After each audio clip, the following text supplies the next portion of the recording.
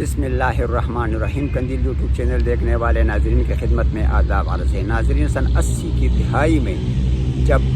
افغان پناہ گزین پاکستان آئے، جن سے بعد میں مہاجرین بنایا گیا اور کچھ ہی عرصے بعد وہ مجاہدین بن گئے،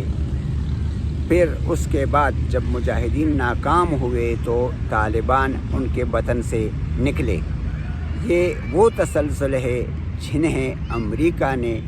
جرنیلوں کے ذریعے پروان چڑھایا، ان سے اپنے مقاصد حاصل کیے۔ آج وہ بیچارے لاکھوں کی تعداد میں افغانستان دوبارہ دھکیلے جا رہے ہیں۔ قافلوں کے قافلے روزانہ پاکستان سے زبردستی روانہ کیے جا رہے ہیں اور انہیں افغانستان کی طرف بے سر و سامانی کے عالم میں بغیر کسی مدد کے دھکیلا جا رہا ہے۔ ناظرین، 45 سال کا طویل ترین عرصہ جب آپ کسی خطے میں گزارتے ہو تو انہیں چھوڑنا انتہائی دشوار ہوتا ہے، کیونکہ یہاں ان کی کئی نسلیں جوان ہوئی اور انہیں افغان معاشرہ دوبارہ قبول کرے گا یا نہیں، یہ تو بعد کی باتیں ہیں، لیکن فی الحال ان کے ساتھ پاکستانی جو سلوک روا رکھے ہوئے ہیں وہ ہرگز قابل تحسین نہیں۔ جس عزت کے ساتھ ان پناہ گزینوں کو لایا گیا تھا، کیونکہ اس وقت امریکہ کو ان کی اشد ضرورت تھی، کیونکہ انہیں روس کے خلاف امریکہ نے استعمال کرنا تھا۔ روس کے خلاف وہ جب استعمال ہو رہے تھے تو وہ مجاہدین بن گئے تھے اور انہیں انتہائی عزت کے ساتھ امریکہ تک بغیر کاغذات کے لے جایا جاتا تھا۔ جب وہ انتہائی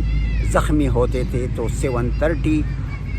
جہاز میں انہیں امریکہ بغیر پاسپورٹ یا کسی کاغذات کے لے جایا جاتا، وہاں ان کا علاج کیا جاتا، پھر واپس لایا جاتا۔ اتنی عزت امریکہ نے اپنے مقاصد کی تکمیل کے لیے دی تھی، نہ کہ وہ افغانیوں کے یا کسی کی عزت اور احترام کرنا چاہتے تھے۔ آج جب امریکی ضرورتیں افغانیوں سے پوری ہوئی تو امریکہ ہی انہیں ذلیل کر کے اپنے دلالوں کے ذریعے واپس ان کے ملک بھیج رہے ہیں۔ ناظرین، یہ انتہائی تکلیف دہ صورتحال ہے، کیونکہ ایسے یکمشت کسی قوم کو لاکھوں کی تعداد میں بیچنا انتہائی دشوار ہوتا ہے، کیونکہ اتنے بڑے قافلے اور بال بچوں اور تنگ دستی کے باوجود انہیں جو یکمشت بیچنا، اگر توڑے توڑے کر کے وقفے وقفے سے ان کو گاڑیوں میں بھر بھر کر لے جایا جاتا تو ہرگز کسی کو اعتراض نہ ہوتا، لیکن ایک تو ان کو ذلیل کر کے بھیجا جا رہا ہے، جس طرح ان کے وزیر سفیر کسی زمانے میں عبدالسلام ضعیف امریکیوں کو ننگا کر کے ان کے حوالے کیے گئے تھے، ایسے ہی ضلالت آج تمام افغانیوں کے نصیب میں لکھی ہوئی ہے، کیونکہ انہیں وردی والے جس تحقیر آمیز سلوک کے ساتھ رخصت کر رہے ہیں وہ تاریخ میں سنہرے حروف کے ساتھ ہرگز نہیں لکھا جائے گا۔ ناظرین، یہ پختون قوم کی بدبختی ہے کہ انہیں ہمیشہ عالمی طاقتوں نے مختلف مواقع پر استعمال کیا اور پھر انہیں ضرورت پوری ہونے پر انتہائی تشویشناک حالت میں چھوڑا گیا، کیونکہ یہ بدقسمتی پختون قوم کی رہی ہے کہ ان میں اتفاق نہیں، اتحاد نہیں۔ یہ پختون قوم کسی ایک رہنما پر متحد اور متفق نہیں۔